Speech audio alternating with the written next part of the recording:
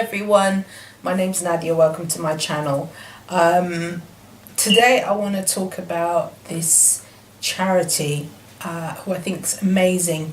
If anybody really knows me, they know that I'm really passionate about Indigenous people's rights, and I know that it's something that a lot of people, it's just not discussed that much, and when it is, it's like this trendy facade. It's like a fad. Let's support the Native Americans this year, and then everybody forgets about their struggles the next year. And let's go to Brazil and support the Amazonians this year, and then everybody supports it, and then they forget, they move on to the next thing. And it's always upset me. And I've always, I think the first time I was ever really made aware of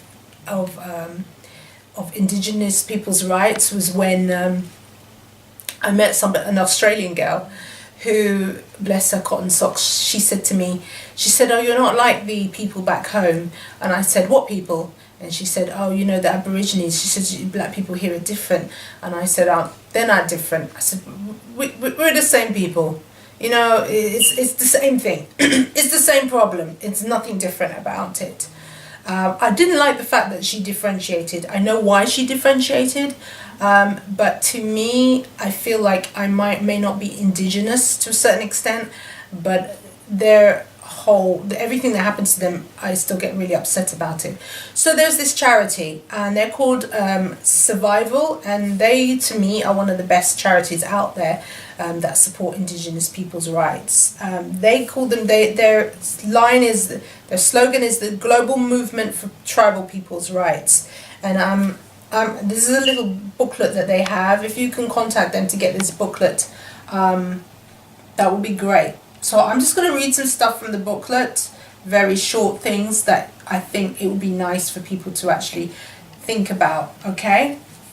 And the most important thing that you can see on here is, what does it say? It says, "I don't want this life." So you can imagine they're not talking about the life that is theirs. They're talking about the life that everybody's trying to impose on them for whatever reason, and most of it is to do with greed. 90% of many American Indian tribes died following contact with Europeans, mostly from disease. Others were wiped out entirely, and we all know this. It's another thing that pisses me off, the fact that entire people were wiped out, you know. And it says when the loggers made contact, half of the people died. So we're talking about right now that they're actually logging, especially in South America. And people are dying just from that kind of contact, and for the fact that, you know, they're pretty much messing up their land. So life expectancy for Indigenous people, they're two times more likely to die as a child. They're 7 times more likely to die of diabetes and rheumatic fever and rheumatic heart disease. Life expectancy at birth is 10 to 15 years less than other Australians. So this is the Aborigines that they're talking about.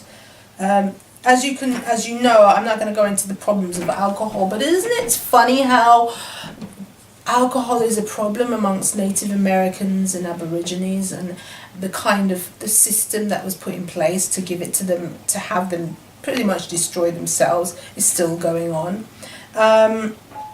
When we talk about Bushmen, okay, we're talking about mainly in Africa. In 2002, over 40% of deaths of Bushmen in one resettlement camp was due to AIDS. Now, if they're all in contact with each other, how did AIDS actually get there? Because these people don't actually, for them it's all about non-contact, so how did they get AIDS? I don't think it was from the monkey, because if they were eating the monkey, then they would have been eating the monkey for thousands of years. So they would all died and been wiped out by AIDS by now, if it was from the monkey. So other things that actually affect, one of the things that really affect them, two things. Junk food. You know, when they leave their way of life and they start to eat everybody else's food, it actually doesn't work very well for them. And in Australia, when we talk about Aboriginal children, 37% of them are obese, okay, and they're overweight by the time they're 24 months old. Obesity is a real problem amongst Indigenous people when we talk about contact. One of the biggest things that people don't realize is suicide. Brazil's Guarani tribe has a suicide rate 34 times the national average. The youngest to kill herself was 9 years old. And what the people themselves say is, we are committing suicide. We are committing suicide because we have no land.